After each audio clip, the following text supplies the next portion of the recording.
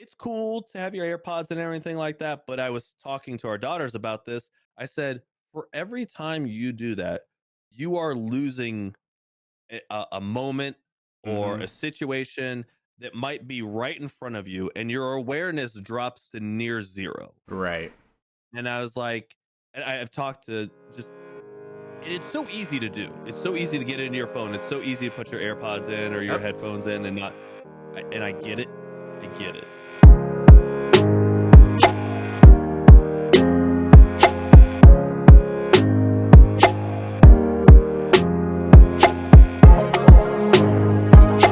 So I want to start out by saying, the Daily Dad, he isn't trying to be, snotty and not have his video on. We tried to get it working and it's not popping up. So we're just gonna have to listen to his soothing voice. Oh, well, it's a little like gravelly this morning. Oh, it's even better. That's like that nice radio voice. So I want to start out by saying, some of the questions, it's talking about men's health and, lives and stuff like that. So if there's anything that like I asked that you don't feel comfortable questioning, like don't feel like you have to answer it. Just say, hey, don't want to chat about it, and you're not going to hurt my feelings at all. You know what I mean? Like, No, dude. I'm an open book. sick. Okay, cool. So the first thing I want to start out with is, how are you? And I mean, like, not like how are you, as in like you would ask somebody at the supermarket, like, how are you? How are you right now, man? So, got a lot of things going on. So I work as a full-time firefighter. That's the job that I have when I'm not doing the part-time streaming thing like yourself. Yep. Um, and not go into like great detail about it, but after COVID and during COVID happened with the fire departments, it was a cluster. It was very, very difficult time. But I worked with a really tight crew of guys. It was awesome. But we were all struggling during that, coming to work, dealing with the new protocols and stuff like that. Because whether you have I should say, it doesn't matter what side or stance you take on what the whole COVID situation was or is. um it sucked for everyone, Yeah, for right? sure, man.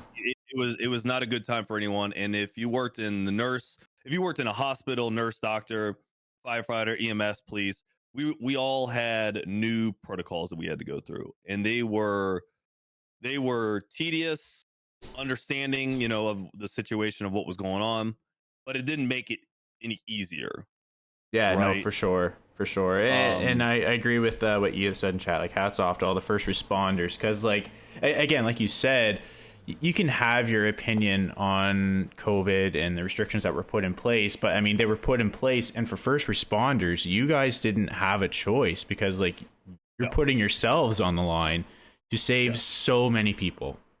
yeah. And it was like literally, um it was just a lot, just in general. And I would have to say that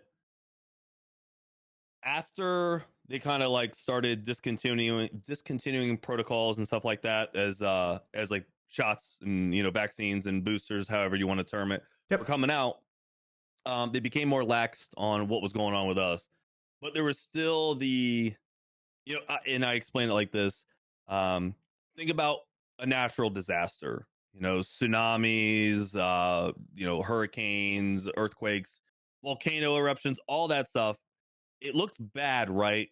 Mhm. But after everything happens and with the aftermath of all the situations, it's a lot to deal with, because now you're left to, how do you come back? Right. And so, uh without dogging on the department I work for right now, it just there was no real thought process in the aftermath after the shockwave. Yeah. And I mean, And like, how the thing about that too is, like, I think everybody was like that because it was so new. Nobody knew what to do in the first year, I would say. It wasn't until like the second year we're like, oh, okay, well, maybe we should start doing this versus this, right? yes, I felt like it was like that everywhere. it was. And the fire department was no exception to that. For sure. And um So our department didn't really have any like giddy up to the comeback, Hmm. and it was evident. This is also, if you don't know how the fire service works, lateral transfers were happening. So the firehouse is not how you think of the firehouse as it was in 1980, 1990. If you were around, you were around back in those days. Not quite, but Right. Right. I wouldn't term it like the good old boys club. That's what it was, usually coined. right, Um, but it was definitely more family oriented. The fire right, department now is much more a business, like a lot of things, and right, and whether you think good or bad is inconsequential. However, um, I liked, I adored, I should say, the family aspect of it. right, Even if you got orders on something you didn't really want to do or something like that, it didn't really matter. It's like your dad asking you to do something, as your officer, or your brother or your sister, you're going to go help them, you're going to do what needs to be done. hmm, for sure. But um lateral transfers started. So lateral transfers, to give you a little insight of what a lateral transfer is in the fire services. I've been working the fire service for um full time almost 15 years. Right. And when you want a lateral transfer, each department kind of has their own lateral transfer program. They can be a one for one. Like, if you want to work, if you worked 15 years, then those 15 years directly transfer over to the new department. Okay. Um, but I was kind of sought out, I would guess, is like I was kind of like recruited For sure. to work. And I don't want to put this department on blast or anything like that, but this department was like, hey, you seem like a good, legit dude. Why don't you come and work for us? Right. And it made me feel, I felt wanted. I felt like, it wasn't just a, hey, we looked at all your accolades and what you've done. Why don't you come here? It was, you seem like a good dude. Why don't you come here? Right. And I was like, oh, that's nice to be wanted. Yeah. Um, and so I started testing and going through that. And at this big, like, this is like a top 5 fire department in the nation. Oh wow. And yeah. And so I, and that, that beside itself was something to be said. It was like, oh, okay, all right. Like, all right, A little pressure on my shoulders yeah. now. Well, yeah, and I worked for a department that, isn't small by any means, but it's a small city department. For sure. And to go to the big city, that's like getting called up to the majors or something like that if you're into baseball.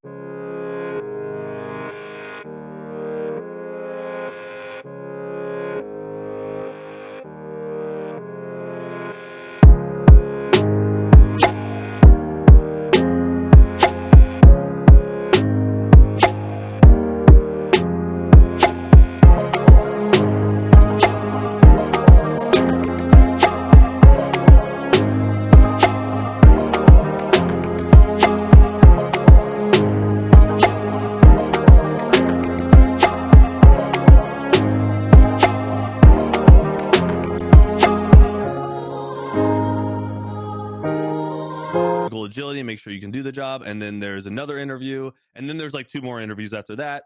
Then there's a polygraph, and then you have to do a physical and drug test. It's very, very Good rigorous. Lord, I guess so. Yeah.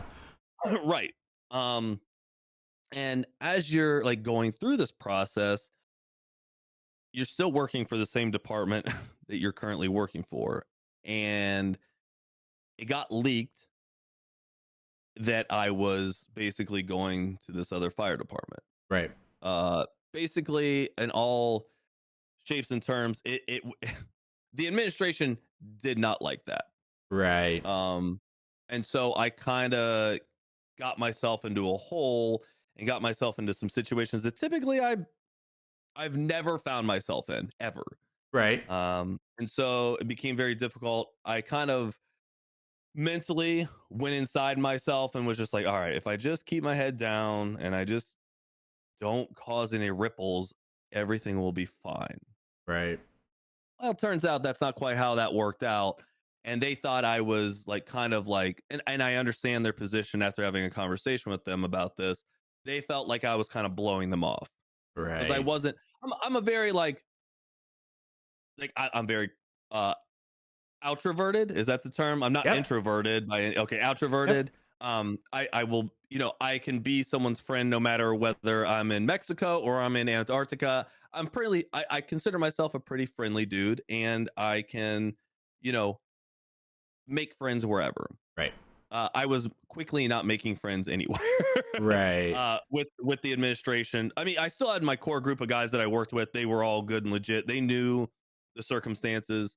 Um, but yeah, that was a huge, huge bump on the road that I honestly I didn't think was going to happen. Hmm. Um, so yeah, that happened just about a month or so ago, maybe 2 months now, Right. and so that was what was happening to me while my wife was getting her full-time teaching job, while our daughters were finishing up school for the school year, everything. And it always when it rains it pours. Yep, I for sure. believe is the comment, and that's kind of like where I was at the end of the year. But now summer breaks happen, spending time with the ladies, having a great time. That's awesome. So my next question then is kind of tying it into men's health is like, while you're going through all of this, did you have a rock or a group or family member, or did you have somebody to lean on to like talk about this? Because like I know for myself, if it wasn't for my wife, I tend to keep things bottled up, right? And then it's just, Mhm. it inevitably fizzes and then the bottle explodes, right? So like, did you have somebody like Yeah, that? yeah. So for some of you that know that I'm on my second marriage, Hmm. so not recently divorced. It's been like almost, I want to say like 8 years, Okay. 7 years. It's been a while. Um, I had my own problems. My ex spouse had her own problems. It just was not working out. Right. Both parties made huge, huge mistakes, and no one was really taking accountability, myself included. Like I say we literally, neither of us were taking accountability. Hmm. Got divorced. That's always a great time. By the way, try to stay away from that as much as you possibly can. I've heard it's not a party you want to go to. No, it is literally the worst party ever in existence. And Right. it's just the two of people staring at each other like Right. awkwardly. Awesome. Um yeah. So found my wife. Well, she was my girlfriend for a while, and as a single parent, like you're constantly questioning what you're doing. So I have two daughters. You're constantly questioning, like, all right, when do I involve this person in their lives? When do I bring? And so, if I were to give any advice to that, is like read articles. Right. After you read so many, you're gonna see particular trends that you gravitate towards, Hmm. and that you like see over and over, and you're like, okay, that's kind of gonna be what I do. And I went and sought counseling. I went to, like, I wouldn't say that I go to church every Sunday, and I wouldn't say that I'm necessarily religious. Yep. However, I do say, not only from working at the job at the fire department and going through what I've been through, there is something out there that is there's something out there. And Hmm. I don't know what it is. I don't know what you want to call it, but there's definitely something out there that's, you know, a higher power at work. Right. And um I would say that now that I have my wife, and we get in arguments just like any other couple, Oh, for sure. but my mentality from my failure with my first marriage definitely helps with my relationship with my wife now.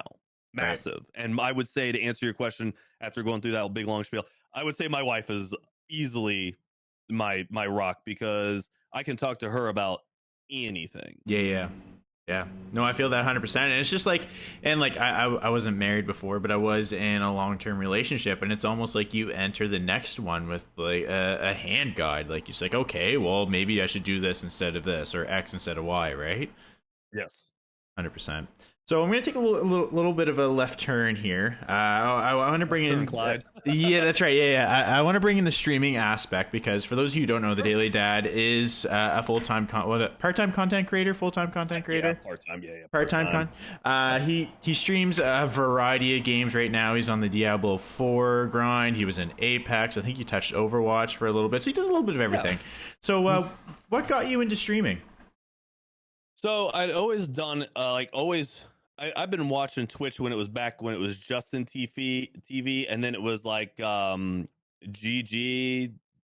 TV or something like that. There was Right. like, and then they all merged, and then they made Twitch. Right. Um, so I'd been watching it back, and what got me into it was StarCraft 2. When that Okay. came out and watching the tournaments and stuff like that, I was like, wow. And then I'd watch other streamers. Like I remember the first big streamer I ever watched was Lyric or Soda Poppin'. And I was like, oh, I was like, okay, I get it. But we had our first child from my previous marriage, and then we had our second child, and then the divorce. And so like it was never gonna happen. Like in my head, I was never gonna get to do it. Yeah, yeah. And it was always something I wanted to do. Whether it became something or not was inconsequential. I just wanted to do something that was completely outside of anything I'd ever done before, because I knew the fire service. I knew like blue collar jobs. Like Yeah. I had always done blue collar jobs. So did I. And yeah, and so I wanted to do something that was completely outside of those.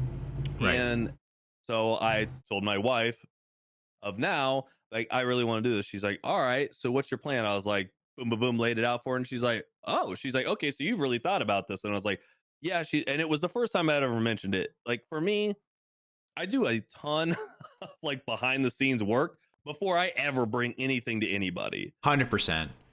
So Like this, for example, here, I've been sitting on this podcast idea, coming up with names, logos, a list of. I actually have a working Google Doc of all of my random thoughts. It's just like, maybe I open up my phone real quick. I'll add that to the list. And it's been 2 months of just like tinkering, and then a couple of weeks ago, it's like, why do we just pull the plug? Like, just get this going. Like, why are we still yes, thinking about this?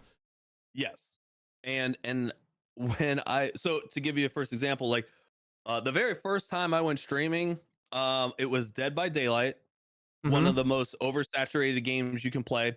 And I did not know about saturation and all that stuff, because that's something you learn as you fail. Yeah, that's right. Yeah.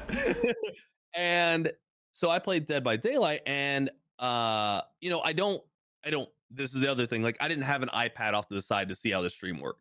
I had a one monitor. Right. I had this computer I made personally that was like literally like the very first thing I ever like tried to do, and making a PC.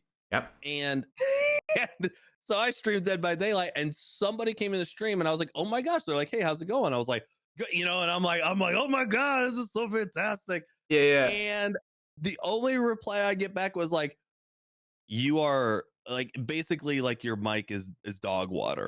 And I was like, what? And so I'm like, oh hey, and like I'm adjusting it. Hey, does this sound better? And they had already skipped town and gone to the next city. I remember my first ever stream, and that's exactly how it was. The adrenaline was just pumping because of nerves, right? Like there's this new thing. I've been watching big streamers. Like I'll be honest, I started over on Facebook for the first couple of months before I eventually came over. So like over on Facebook, I was watching like Stone Mountain, I was watching Darkness 429, like those guys, right? And they had like thousands of people watching their streams, right? And they were interacting. They always had people chatting. And like nobody told me when you start, like generally if you have one or two chatters in your stream, when you only have like, I don't know, a couple hundred followers, like you're doing really good. Like that the percentage of chatters versus viewers is so low. So like when I first started, I'm like, where is everybody? Like, am I doing something? Like, am I live? Like, am I just have a camera up and it's not going anywhere? Like I was so confused. But yeah, man, so starting out streaming, like it was almost like you're just like diving into a dark deep end of a pool. You don't know what you're gonna get into. Yeah, and you are struggling to take in air. Like like it is basically the way I describe it is like you're just actively drowning. Like, yes, you are like, struggling. Yeah, the struggle is so real, because you're like, where is everybody? I feel like I'm okay. Yeah. Why is no one coming to the stream? Da da da da da. And that's where you start. And I obviously, like I've talked about having our two daughters, Hmm. and I explain it to him like this. And this is like my more like now that I'm in my 40 pluses, this is how I describe life to them, because our youngest is very hard up about when her team doesn't win, or she Right. struggles with understanding that not everybody's perfect when they're playing sports or anything like that. And so she really, like, after a game, she doesn't do it. Hmm. I mean, she shows that she's 9, like when her teammate doesn't catch the ball or they miss a shot or something, because she plays lacrosse, Okay. that she'll kind of like whip her stick into the ground, should, Yeah. in frustration, like, whoa, come on. Been there. Yeah. Yeah. And so I explained to them, and I must have hit a nerve because I haven't seen it from either of our daughters since. I said, "You're either winning or learning." Yes. I said, "You're not." I understand people talk about failure, and I understand that. I get it. I said, "But failure is just another term for learning how something doesn't work." 100%. I've been saying this for the past like couple months because I've recently gotten into DBD, and like I play a lot of killer, and the amount of survivors that will like cry if they lose, right? And like it could be taken to any game you play, to be honest. It can be applied Yeah, to anything, right? You get somebody who Yeah. gets cranky, like, oh, you're cheating, or oh, you're camping hook, or you're corner, like whatever, right? Like the way I always looked at it, and I've kind of always looked at it this way, is that like if you lose, that is better than winning, because you just found a X number of reasons to how you can improve yourself. Mhm. You could be so much better, right? And like you just said, I that's my mom, and I used to race like oval track racing, like NASCAR. Oh, And dang. Let's go. yeah. And that she would say that every Friday night, checkers or wreckers, and we'd laugh, right? Because like that's not how I looked at it at all. Like, Right. like if I wasn't first, like I wasn't taking everybody out to get to first, but like I always approached every, whether it was playing baseball, it was racing, or if it was playing video games. Like there's something to learn from your failures. Failures aren't the worst thing to ever happen. You can totally learn from them. Yes. Agreed. Completely. Yeah. Since you started streaming, what do you think has been the biggest benefit to you? Now, obviously, you know, like the supplemental income is fantastic, but I mean, like, what's been the biggest takeaway for you in this whole career so far? You know what? And I think it's different for everybody. And I'll honestly speak on myself. The Mm-hmm. biggest thing is the friendships I've made, and I know that, 100%. and I know Alex is here, and Alex is like literally okay. So I gotta tell the story about how Alex and I became friends.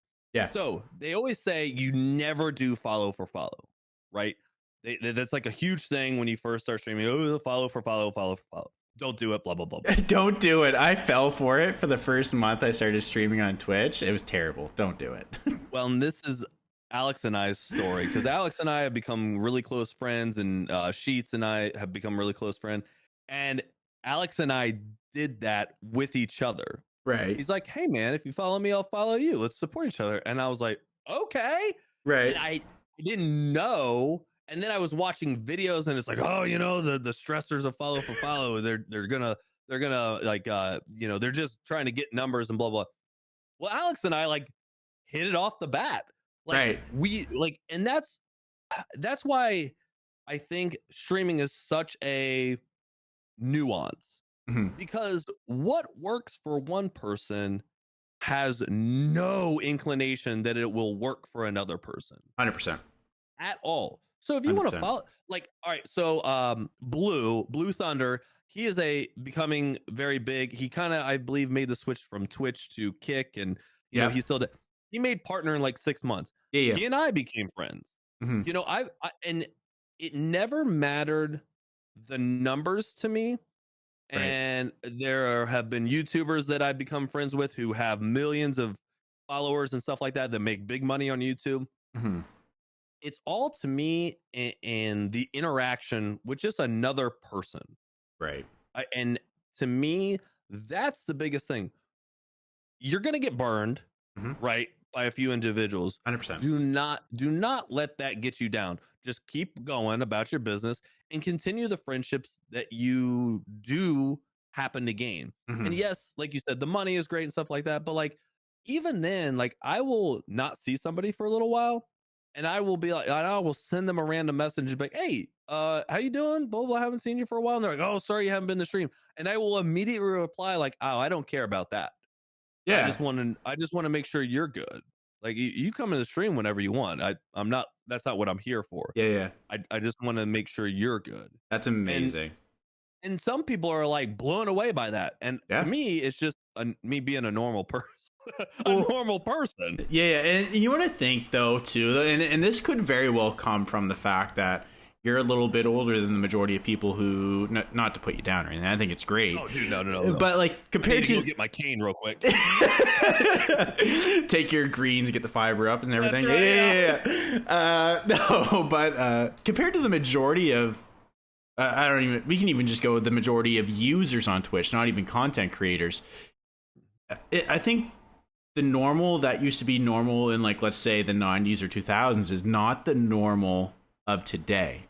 You know what I mean? Absolutely. So like you don't get the people who will like stop and chat to a random person while you're walking down the sidewalk anymore. You get like just head down, keep trucking, right? So the fact that or their AirPods in their ears, yes, or headphones and stuff. Like we have this, and I'm sorry to cut you off. no, But no, it's it's like all good. I think this is massively imperative to like what's going on in the world. It's cool to have your AirPods and everything like that, but I was talking to our daughters about this. I said, for every time you do that, you are losing a moment or Mm-hmm. a situation that might be right in front of you, and your awareness drops to near zero. Right.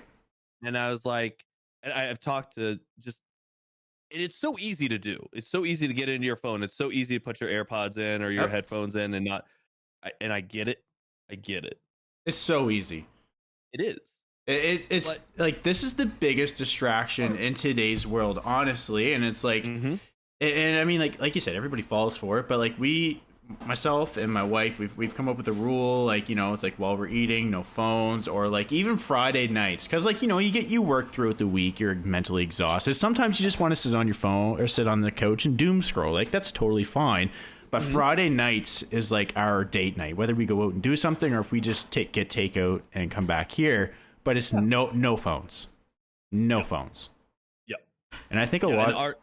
our daughters, we kind of have our daughters, oddly enough, for being almost 10 and 12, they are barely ever, like our oldest has a phone, she's barely ever on it. Yeah. Barely. And Our youngest likes the YouTube on our computer, so we Yeah. kind of like we limit that. But yes, we're the same way. I remember watching it was a TikTok you did about your rule with your phones and like with your youngest daughter getting a phone. You did this a while ago. Yeah, so can you explain that as if like some people might not know what we're talking about? So there is like just in general premises, like I don't, as a parent, I don't what we term in our family, we are not helicopter parents or lawnmower parents. We don't blaze the path for our children. We don't hover over them. We let them fail. Yeah. Because that's the way you learn. And we let them. And I actually just recently had a discussion because we are a two household family.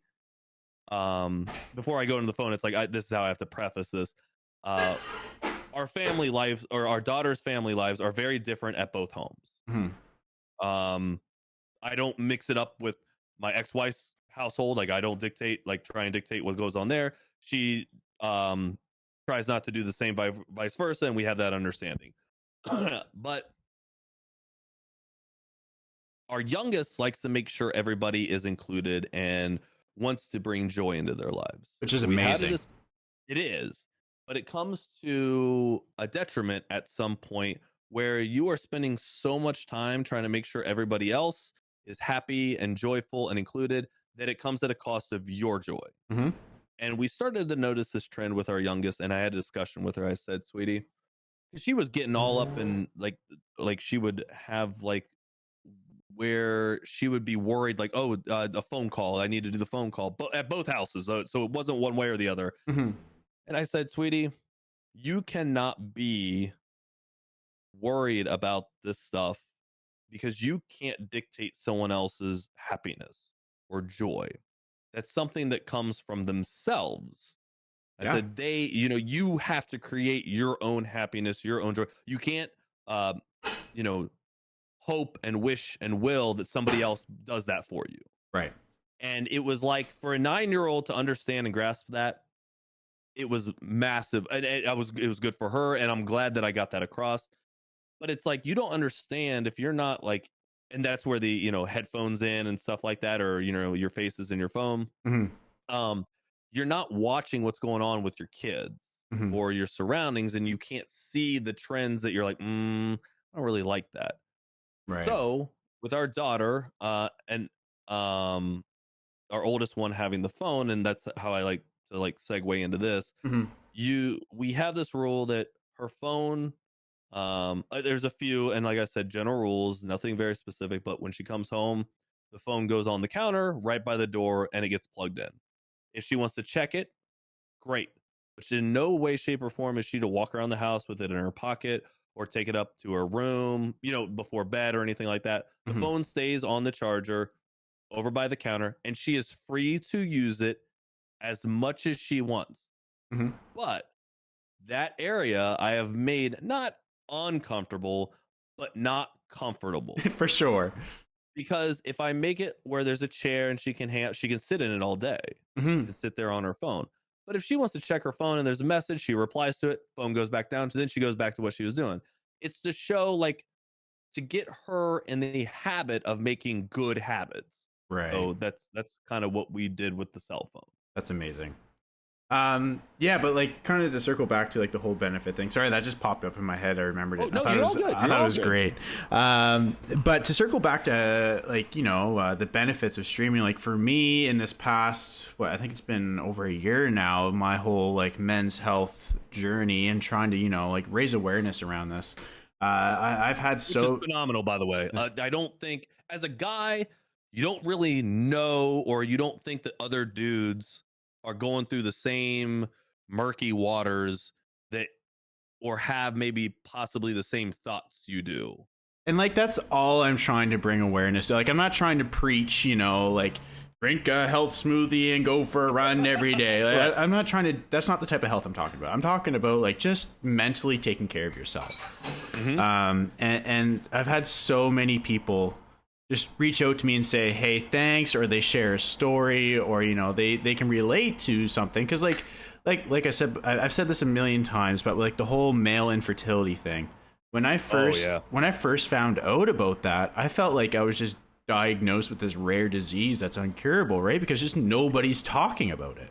Yes. Whereas like, and it's fantastic, don't get me wrong, but like you look on Instagram, there's so many like IVF journeys that are on the women's perspective. Yeah.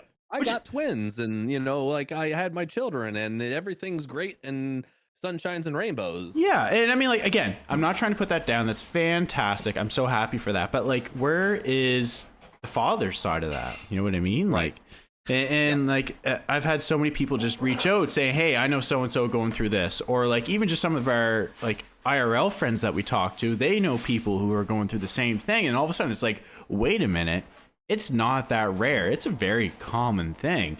But it's just, like I said, nobody's talking to it. So the fact that like that happens has been so beneficial to me. Just hearing people like, verify that. Yeah. And I don't know if you were going to segue into, and I know I can speak on behalf of this, but low testosterone. Yes.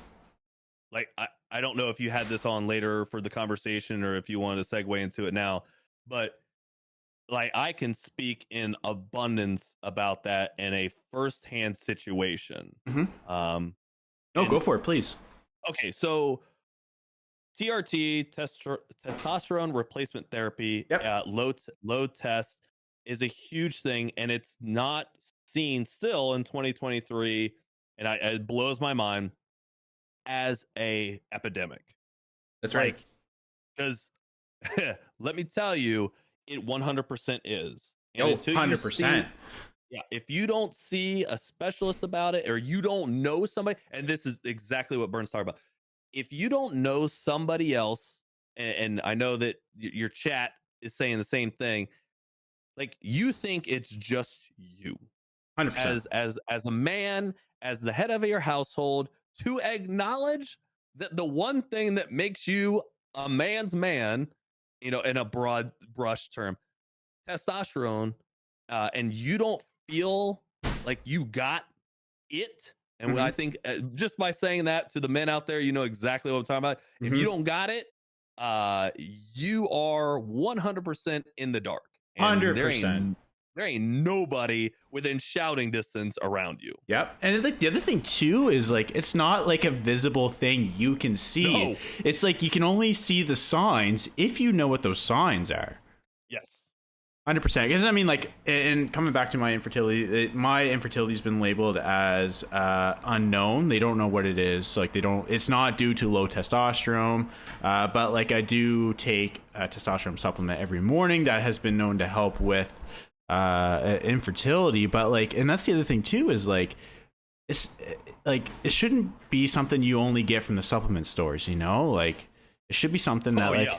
like it also kind of sounds witchy to go into your supplement store and be like, hey, do you have testosterone for so and so and so, right? But like, Right. and yes, SS Gangster Zinc I don't know if that's a test booster, but it can help with male infertility. Yes. Yeah. Yep. Yeah. It can do that. Yeah. But anyway, sorry, go ahead. No. So the only reason. Okay. So typically, and of course there's other outliers, but typically when um I went to the doctor, it happens to people who are in a constant fight or flight position in their life: firefighters, police officers, special forces, army, navy, marines, air force, all those things. Is typically those are the people that this can happen to, and Mm-hmm. that's where they kind of started noticing the epidemic of low testosterone. Right. um because they would see Navy SEALs, who you think are the man's man, with low numbers, and they Mm-hmm. were like, wait a second, these are like the dudes. What gives? And they came to find out that because they were in a constant fight or flight, that their body, think of your testosterone as a well, right? Mm-hmm. Well is, topped off, you're great, but as you keep taking from the well, you can't get enough put back in the well before you're depleting it again. 100%. That's an easy way of explaining it. And for Yep. me, I didn't understand it from working at the fire service until I had a buddy of mine that was like, "Hey, man, I've been on TRT for a while," and he was on it well before it became even as well known as it is now. Mm-hmm. And so, you know, and this is kind of like, this is going to sound really odd to some people, but for those of you that have this is where it might be your little wake up call. Mm-hmm. All right, so I get divorced and everything's bad, right? Everything's not good. I'm trying to decide what's going on and how to proceed with my life from here. Right. So I basically am feeling like I see the world in black and white. I feel like mopey. I get really agitated really easily. It's very, very awkward situation. Like, you don't know what internally, you're just like, what is wrong with me? But then you'd have like this outburst, and then you'd be sad. And I'm thinking it's from being separated, from being Mm-hmm. divorced. My buddy goes, listen, why don't you go to this guy? And it's almost like it sounds like it's some kind of drug deal, like backwater area. And he's like, here's this guy's number, give him a call. And it's a testosterone, you know, clinic. Yeah. And I'm like, okay. So he goes, one of two things are going to happen. Either it's going to, you're going to go and get a blood test. And it's going to be one of two things. Either you're going to have low testosterone and you're going to have the option to possibly fix that, or you don't. And now you got to figure out something else. Yeah. Well, I go in this clinic, get the blood draw, and so normal numbers, and it ranges, Mm-hmm. depending on which study you see. But I'm going to do the general broad brush between 700 and 1,000. I'm just Sure. going to say it like that. Okay. Yep. I was like 240. Right. So I'm like, it's nothing. Mm-hmm. So the doctor comes in and says, hey, you have some options. You can do testosterone replacement therapy. We can, try natural ways, so on and so forth. And I'm like, I want to do TRT. Mm-hmm. And they're like, okay, you have two options. You can either come in and get these little, like, I would say, like, they're not injectable, but they're like these little balls that dissolve over time and then slowly release testosterone in your body, or you can take the shot. Right. There's two benefits to both. One, obviously, is like a consistent. But if you are looking as a guy, and this is the added benefit to taking the injectable, the IM, Mm-hmm. your ability to change your physique greatly changes. Yes. It because what you're doing is you're getting this injectable. It is skyrocketing your testosterone, and your body's natural reaction is to, oh yeah. And It's not a steroid, but like it's the same no, idea. it is yeah, right. It is like a steroid. You're not natural anymore. So Yes. like a lot of that people talk about, like, are you natural? Are you not natural? As soon as you take that injectable or you take that dissolvent, you are no longer natural. And Yes. in 2023, I can tell you it does not matter. Like, it just, people can have the debate all day long. Yeah. And truly, like, the fact is, it doesn't matter. No, not at Okay. all. What decides this is, for all sakes and purposes, your mental state. Yes. And like I said earlier, from looking at the world in black and white, within taking TRT within just a few weeks, it was immediately like HD color resolution, like life was in 3D. Like, I can't Right. explain it any better. And I've told my wife this. She's like, that's absolutely insane to like describe it. I was like, I know, but that's the best way I can describe it. Right. SS Gangster has a quick question for you. Yeah. That flight or flight response, can that come from daily stressors? Oh, absolutely. Like, let's say like you're a dad, right? Or you have a job Mm-hmm. where you're working these crazy hours, or like, let's say you do a corporate job, and I'm just using this as an example. Yep. And you are putting in hours and hours. You are just running your body ragged. Mm-hmm. It's the same thing as like your testosterone. And like I said, and I honestly can't explain it any better. Blood draws tell you just about everything about you. Right. Your everything, except for, obviously, there's mental health on this side of the physical health. Yep. But like, physically, I'll give an example. Let's take the whole testosterone thing out of it. When I got a scan of my body, because I did the whole gambit, I was like, I want to know everything that's going on in my body, because Mm-hmm. I was 35 years old. Yep. And it showed me that, and we make a joke that like I have a bird bone. I was already showing signs of osteoporosis in a spot on my hip. Oh, wow.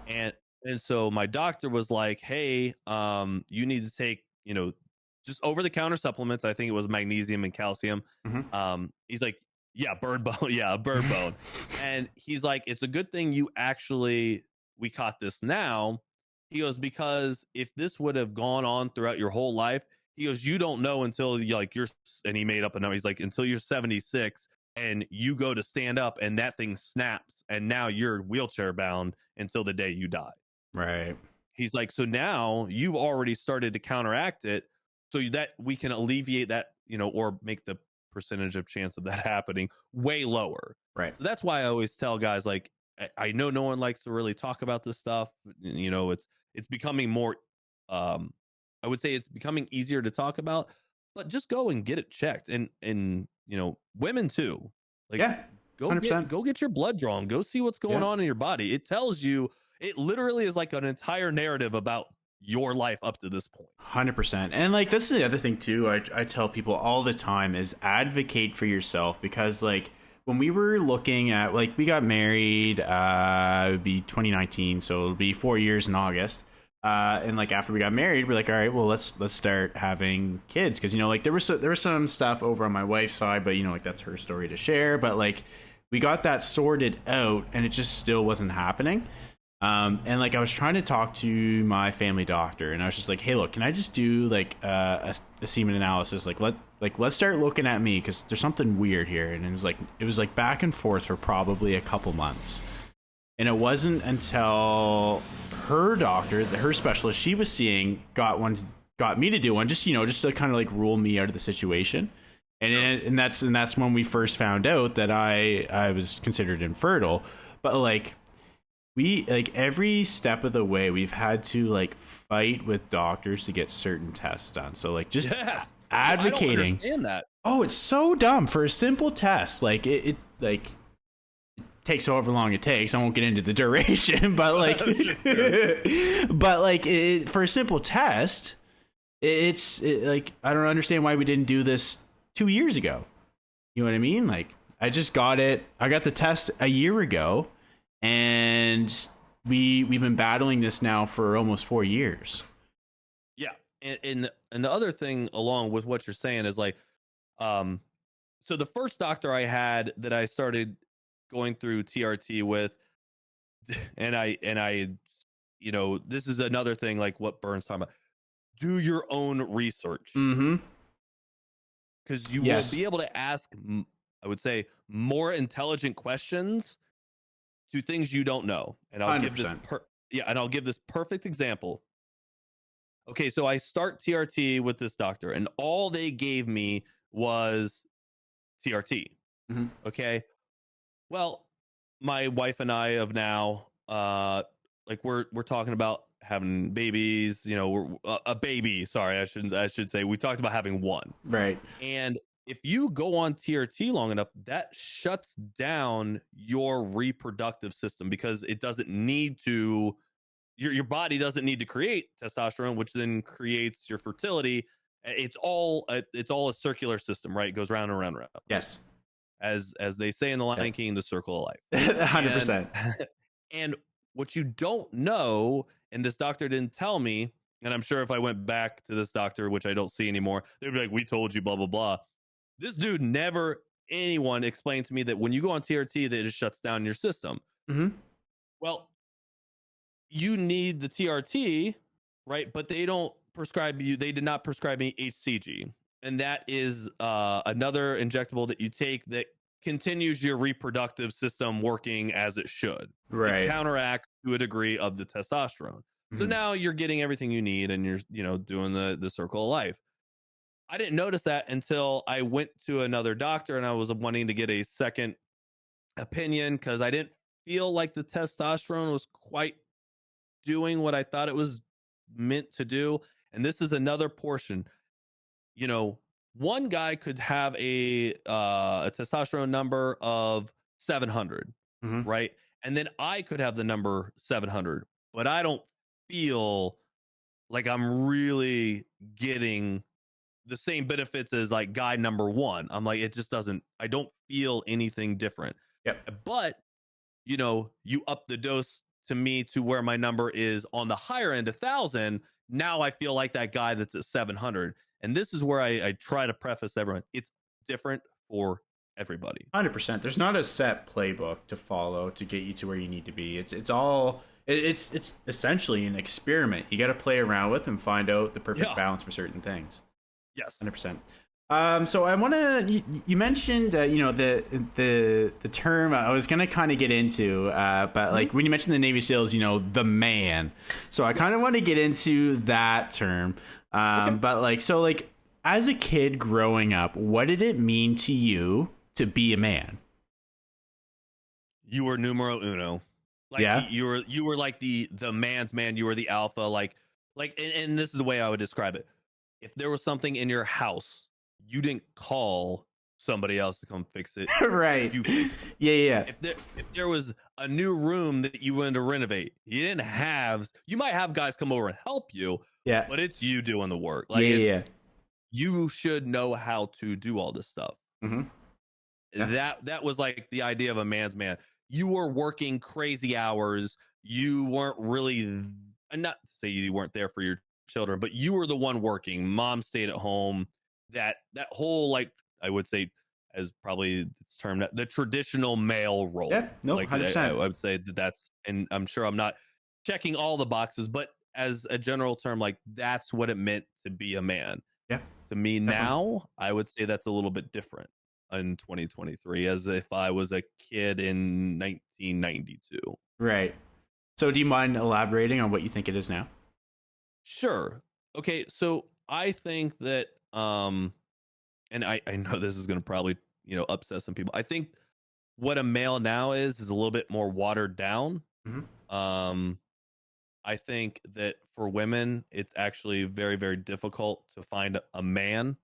I think there's too many guys out there that are so like enamored with the idea of like, I gotta be the alpha. I gotta be, I don't need nobody doing this. It's like, hey, I think you get a lot more out of a community than you do an individual. Mm-hmm. I would say it's like that.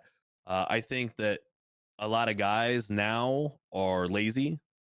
They don't have a lot of drive. Um, and I I go to this like, if I were to put two people side by side, two dads side by side, and you see a dad with a gut who looks like a potato with toothpicks stuck in his body, right? And then you got a dad, and I'm not talking he's got to be veined out, crazy looking, Yeah, but yeah. he is obviously physically fit. Mm-hmm. You are more inclined to point your eyes in the direction of that guy if you needed something, Right. right? However, when you start talking to the dad with the potato body and the toothpick arms, you find out that dude's actually a really nice guy, really good dude. He has a complete idea of what's going on in his family. He is not lost upon what his children are doing. He is Mm-hmm. not lost upon what him and his wife are squared away. And then you come to find out that dude Manrod over here on the other side is unaware of everything. Hundred Has percent. Hundred and percent. it just goes back to uh you never judge a book by its cover, and there's a Mm-hmm. reason that term still tracks to this day and age. I think to be a man's man this day and age is you need to just kind of know a little bit about a lot. Yeah. You don't need to be the master of everything. You don't Mm-hmm. need, and I feel like if you as a man listen more than you needed to feel like you had an opinion on everything, you are going to get so much more respect, because I think people feel that they are heard, but not always listened to. Yeah, 100%. It's funny because I was thinking about that, and I was coming up with a handful of questions I wanted to ask, and I wrote this question down, and I didn't know how some people would take the question because I mean today's society, right? Like Sure. a man is not as defined as it was like 20 years ago. But I mean, like, I think it's as simple as this. I think to be, in quotations, a man is just to be an adult and grown up and mature. Like, I don't think you need to be the most handy guy in the room. I don't think you need to be the most buff guy in the room or whatever. I think it's just a matter of kind of like what you said, just being mature enough to know to listen to people and to give an opinion without putting others down. Yeah, I totally agree. And Mm-hmm. it, I, like I said, I used to get very upset very easily. Uh, I no longer do. Mm-hmm. I don't raise my voice. I don't, and if I do, it becomes very like, you will see like my children or my wife like become immediately wide eyed, be like, oh, like It's for a that real reason. Yeah. there is a problem now. Yeah. Like, I don't raise my voice. I don't feel like there's a need to. And Mm-hmm. I do a lot more reading and understanding of like how people view um other people. Right? And I know it sounds very silly, but if you were to have, once again, you put two people in a room and you have a person who's sitting there, they both look the same in general, they both dress the same, but you see one person sitting there looking you in the eye, engaged in what you're, doesn't say a word, Mm-hmm. engaged and nodding and understanding, or like, shaking their head like, I don't know about that, but they're giving body cues back. And 100%. their cell phone is on the table, Mm-hmm. right? And then you have another person who, no cell phone, looking, paying attention, and perception is quite a bit of reality. Yep. And it's weird to say this, but like just having your cell phone being shown is a sign that you might not be that engaged. Or you pick up the phone and it vibrates, you look at it, you put it down. That, to me, that's a little bit disrespectful to people, 100%. because I feel if somebody is taking the time out of their day to give you about, and it can be about anything. Like, you don't know what a conversation is going to turn into until you're about, halfway through. Hmm. And you could be talking about anything, and suddenly you realize that you're talking about some really serious stuff with this other person, and they just want to be listened to. Yeah, 100%. So like to with this month being Pride Month, I want to also just say, like, I don't think anybody has to be a man. They can be whoever they want. It's just like, you hear so many people mention the term being the man or manning up type thing, right?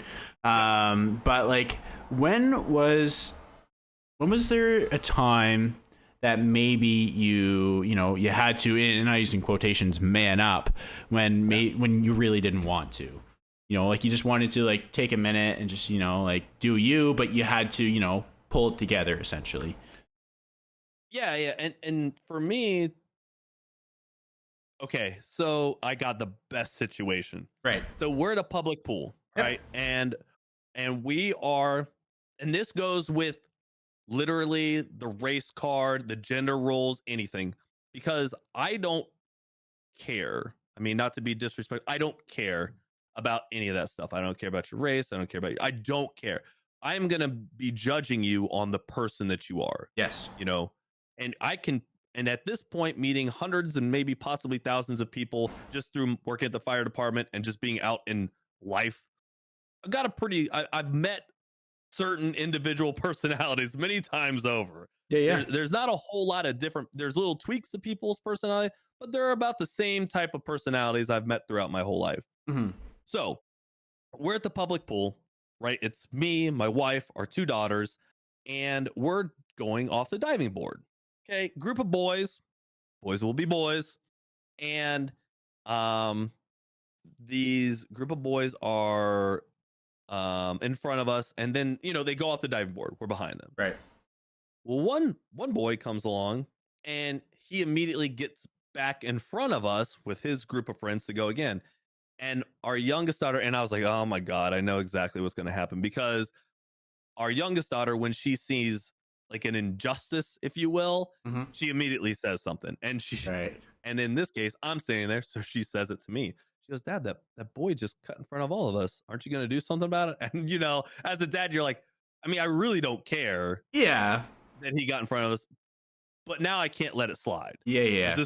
I got to man up, because to my dismay, I now have to correct someone else's child, and Yeah. I hate.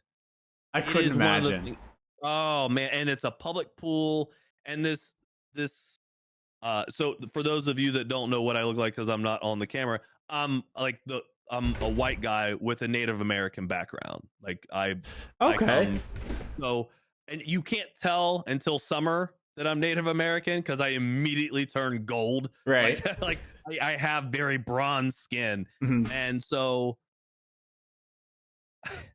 this boy in front of us is, I'm laughing because I already know how.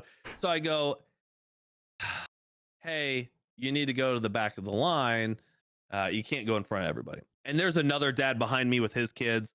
And I'm just like, I gotta be. You gotta be that guy. Exactly. I gotta be that guy.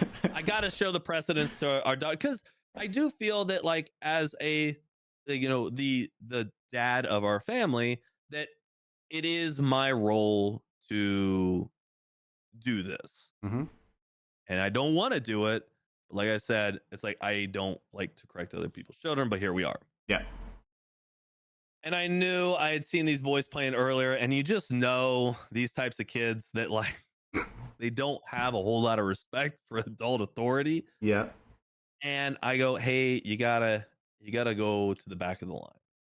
Don't raise my voice throughout this whole process. So everyone's right. I do not raise my voice at this child or anything like that. Yeah, yeah. And he's probably a freshman in high school or 8th grade, something like that. So we're in the teenage years of, the revolt.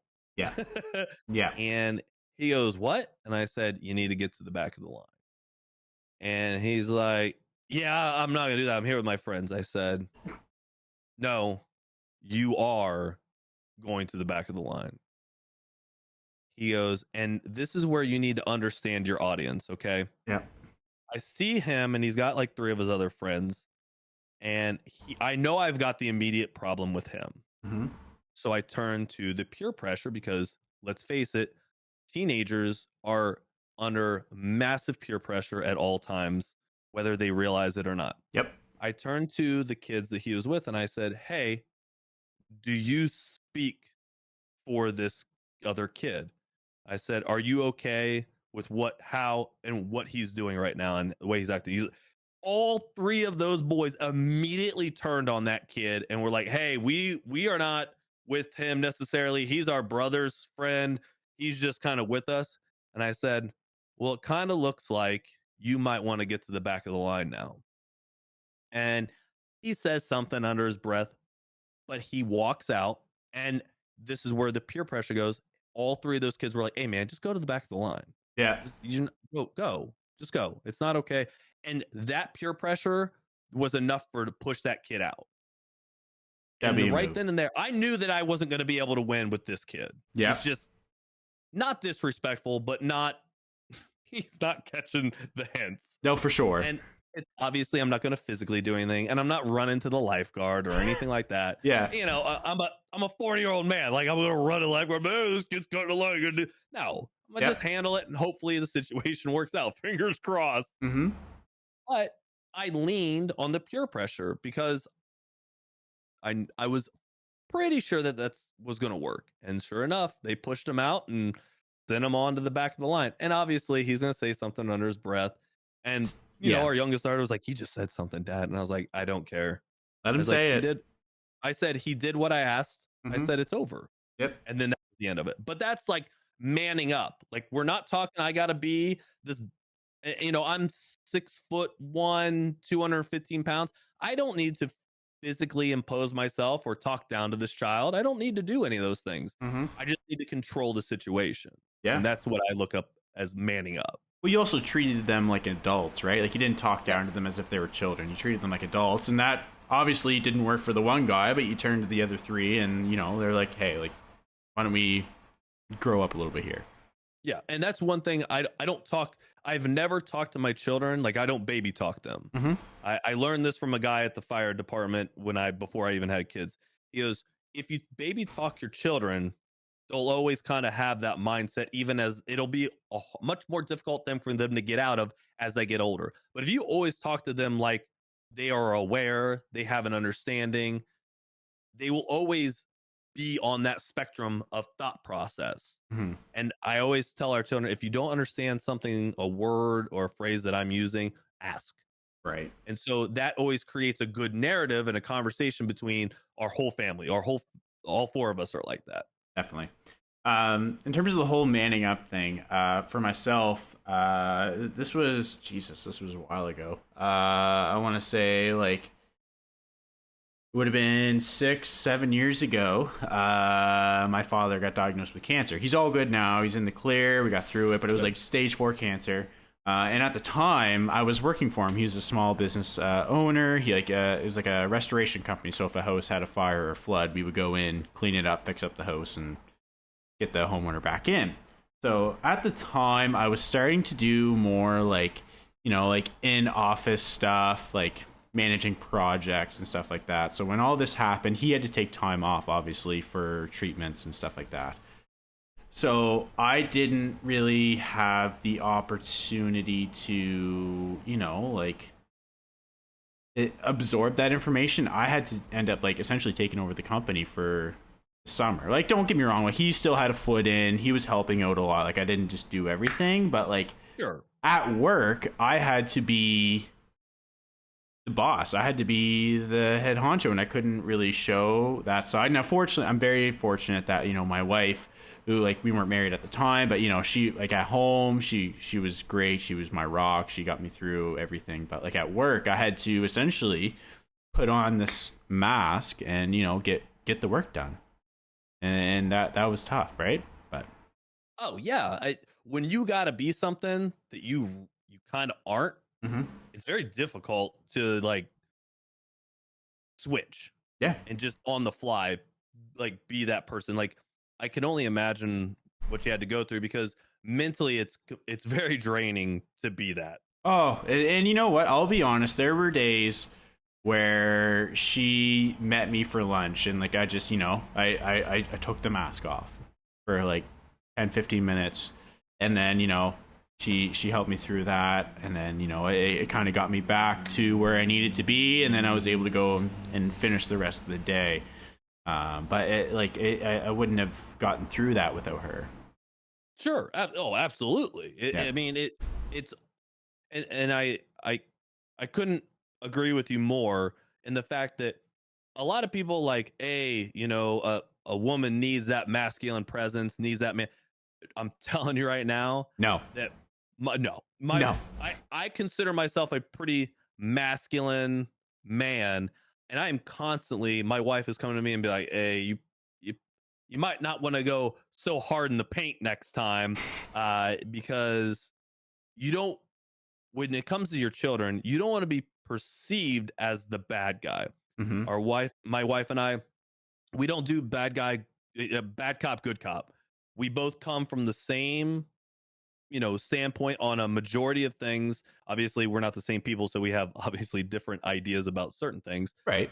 but like what you're saying is sometimes you don't need to go in and do the Hulk smash mentality. Sometimes you just need to be cool, and sometimes your wife needs to lead the conversation because you don't have what I would say was you don't have the insight or the experience for this. And as a dad with two daughters, I don't understand women's puberty. Right. Like I don't understand it, don't get it, Yeah. and I lean on my wife to help me with those things. Yeah.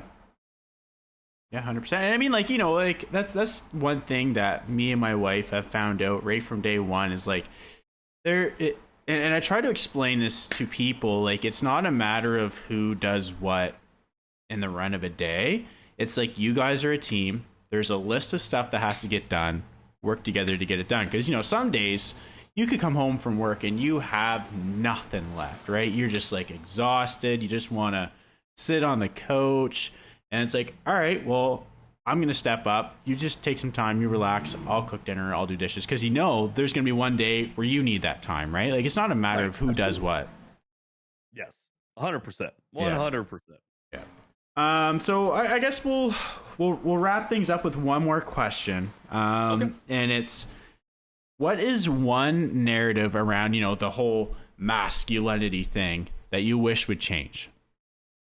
Uh, the whole idea of toxic masculinity, it's not as prevalent as it used to be. Mm-hmm. It still gets talked to from time to time. Um, but I don't believe in toxic masculinity.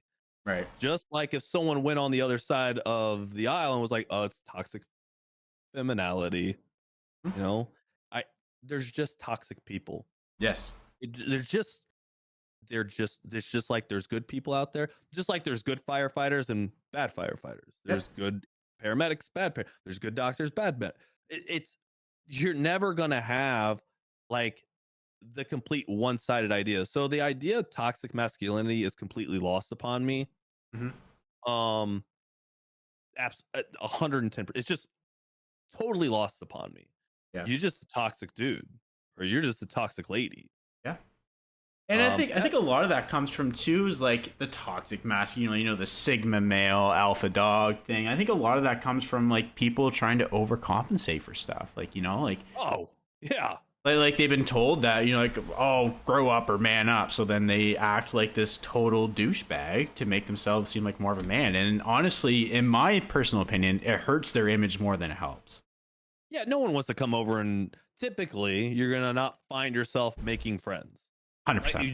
You just are. No one wants to be around that, just like you as a person would probably not want to be around that. And I think that that's one of the biggest things, the whole toxic masculinity thing.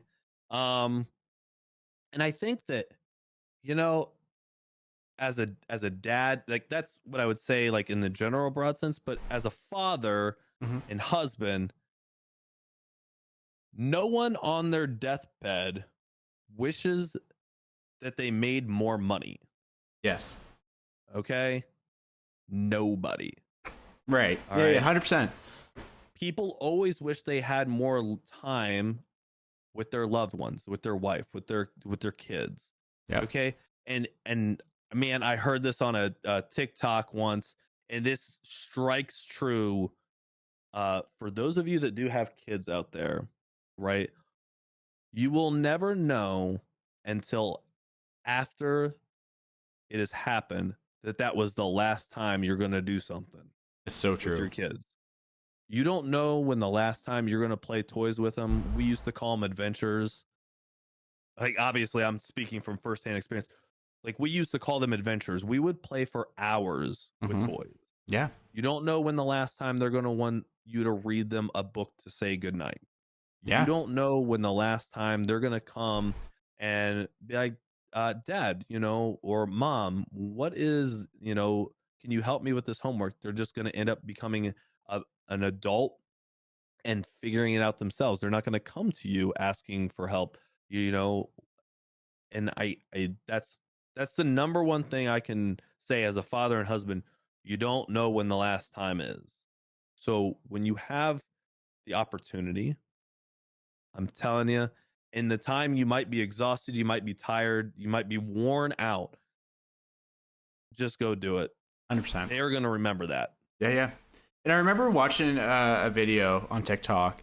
It was this guy. He was explaining how him and his significant other, they got into this big row. They were yelling at each other, blah blah blah, and then they ended up going to work.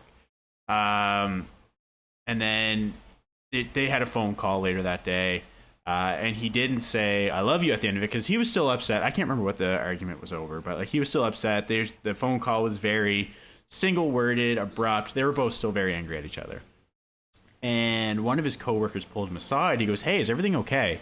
So he told him, him and his significant other, they had this big fight. They're still getting over it.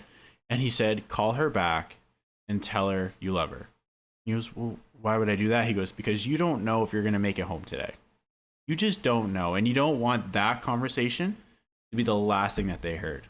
And and I remember when he was explaining this video, he was sobbing, like he was breaking down because just the thought of that, having that last image was so devastating. And it's so true.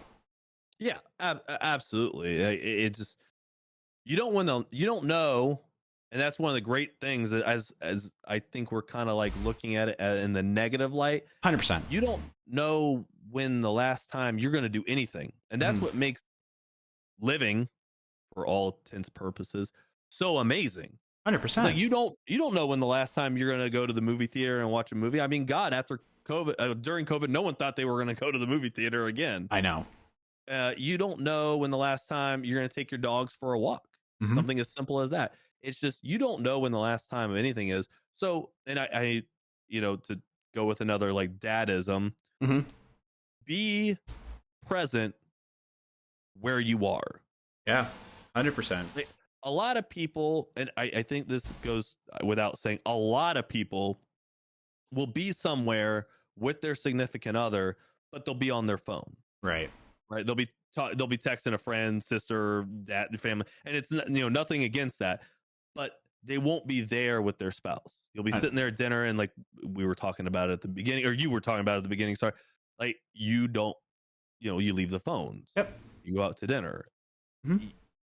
Be present in where you are, and 100%.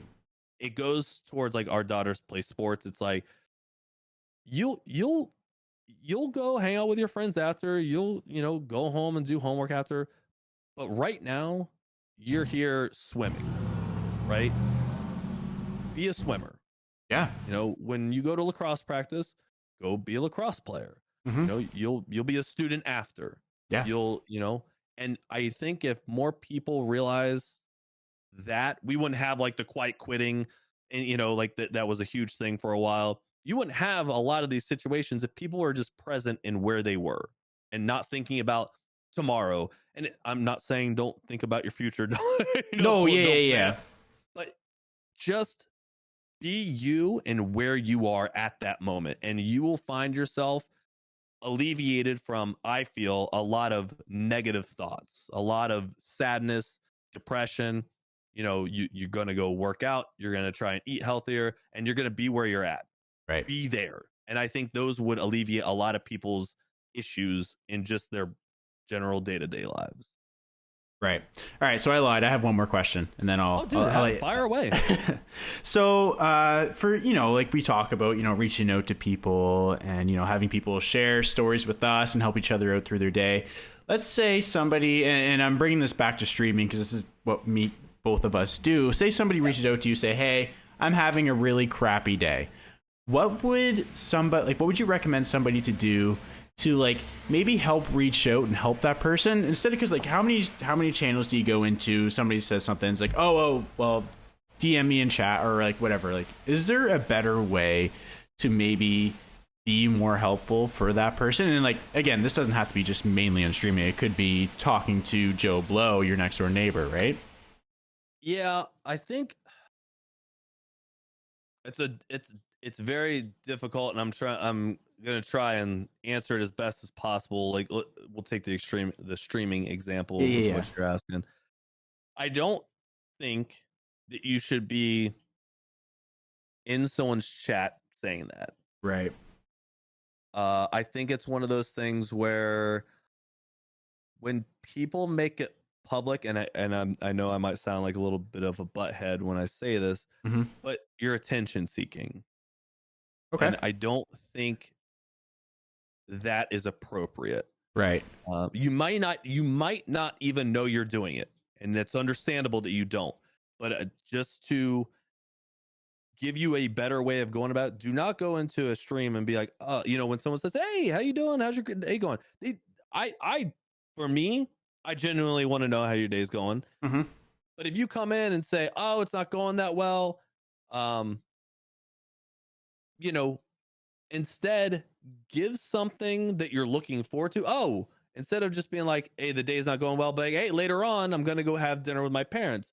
But if you are going through a difficult time, DM, PM, whatever, message that person off to the side, or be in the Discord, message them off to the side. Because here's an easy way that I have found, because everyone's got problems. You could seem like the happiest person on the face of this earth. I'm telling you right now, I guarantee you got problems. Yeah. This is my way of kind of bridging into that conversation. And I find this incredibly easy. Like, hey, we're playing Diablo tonight. Or I don't have anyone to play Diablo with tonight. You want to jump in around 7:00 and we can talk about it? Because, you DM them, be like, actually, my dad's not doing too well. And, you're just, that person would just like someone to hear them, to listen and be able to confide in somebody. 100%. And I find that you do it offline. You're like, hey, I'm playing tonight at 7:00. It might not be until, it's Monday, and it might not be till Wednesday that you have a month. Like, hey, Wednesday at 7, you want to play Diablo together, and we can talk about what we're playing. Yeah. As a kid, it used to be couch co-op. Yeah. Every time. And you would talk to your friends while playing video games. 100%. I mean, that's what I did, I should say. Yeah. And that is where you confided and you talked to your friend, you had those conversations. I would say that's kind of how people should, that kind of mentality, you should go about it. Do not come into someone's chat and, word vomit about this thing that's going on in your life. Right. Yeah, I generally try to just carry it over to, like you said, DMs, right? And I'll even go to the point where, like, I will reach out. Like, I try to remember or make note of it somewhere. And I'm like, hey, you said X, Y, and Z today. I'm just checking in. How you doing? Type thing, right? Like, I try to initiate that conversation. Because, like, I know, like, sometimes it can be difficult to have those conversations. People are, like, unsure. And then, unless, they come in and, they, like you said, word vomit. But, like, they have a hard time sharing those things. And like you said, everybody has problems, right? Oh, yeah. So I try to reach out to that person. Just be like, hey, how's things going? You know what I mean? Because, like, I've had people where, like, they've had, like, ongoing issues. Mhm. And like, every once in a while I try to, just check in and say, hey, like, how's your leg healing? Or, hey, like, how's X, Y, and Z type thing. Yeah. And I think, and we've talked about way to solve problems today and have solutions, but sometimes, man, you and your spouse just need to have it out. And Yeah. there, I know people are like, what? That goes against everything pretty much everyone says. Be calm, cool, and collected. I'm not saying smash the dishes and Mm-hmm. flip a table. That's a that's a little Yeah. wild. But sometimes, man, you just need to like get it out of your system. And sometimes that's going to be your spouse. Yep. Sometimes it's going to be you. And man, you want the most volatile one. It's both of you. 100%. And you still need to be aware of what you're saying because you don't want to say just something stupid and off the cuff. And that comes back to really bite everybody in the butt. But sometimes, man, sometimes you're just going to need to let it, as they say, air it out, Mm-hmm. and that's okay too. But Yeah. your spouse should understand that too. Sometimes you just are going to have a verbal confrontation and a giant verbal tennis match, and Mm-hmm. it's going to be like, yeah, yeah, yeah, Serena Williams back and forth. yeah, Yeah. yeah. It's just gonna be like that, and I don't, and this is my opinion. It Your spouse should be understanding of that, and Yes. you should be just as understanding of that. Mm-hmm. It's just that's part of life. That just shows that you have emotion, that shows that you have, and to me I would say, like, people that do that, and I'm not saying you can do it all the time or anything like that, but people who do that, it shows that you care to Mm-hmm. some, like, that it shows caring to some degree because you have such passion for this situation that you are going to get amped up about it, and that's okay. Yeah. 100%. That's like me and my wife. We like, it's the same deal here. Like, we always talk things through. Now, mind you, sometimes one of us will be so upset we're like, hey, I need a few minutes before we can chat about it, right? Like, it's happened. Sure. And Yeah. and like, you don't want to come into that conversation like just steaming out of the ears, you know what I mean? Like, No, yeah, no. right? Like, that's not going to be beneficial for either people. But I 100% agree. I think you need to talk that stuff out because like, it will fester. And then, like, say you don't voice your dislike for something that they said or whatever, and if like they keep saying it over and over again, it's just going to build up and get worse.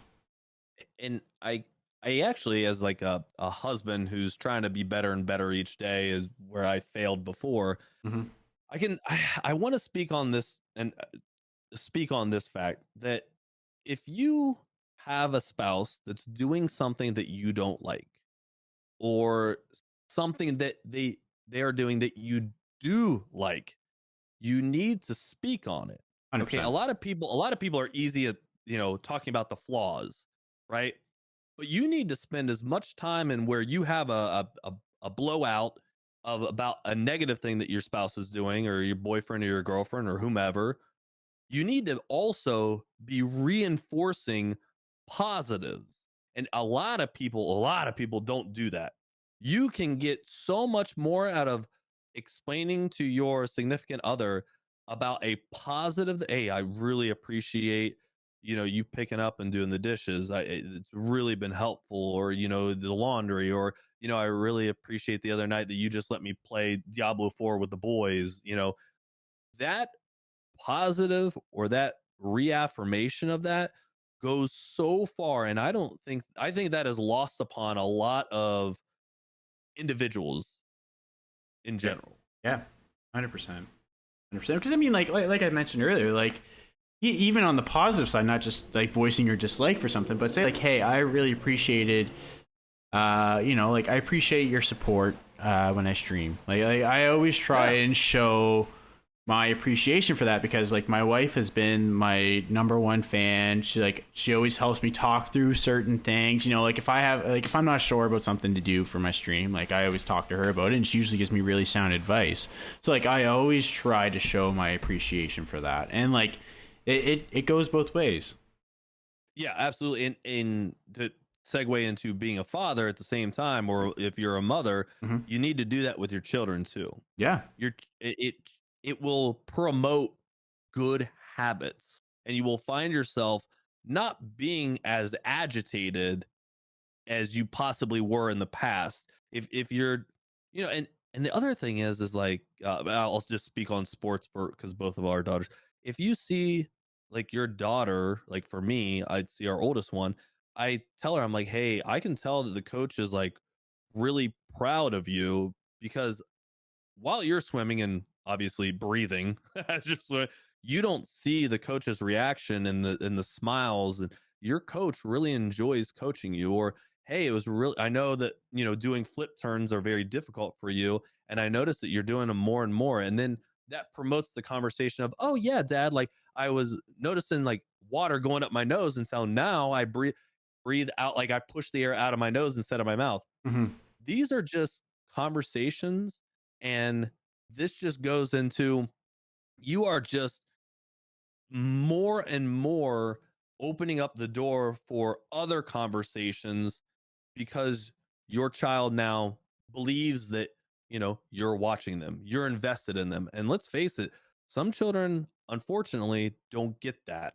100%. 100%. Well, thank you so much for taking time out of your weekend to Oh, sit and no, chat. I appreciate it. Absolutely, man. I love doing this stuff. I think it's absolutely fantastic that you're putting this together and doing all this. I think it's phenomenal. Well, thank you. I appreciate that.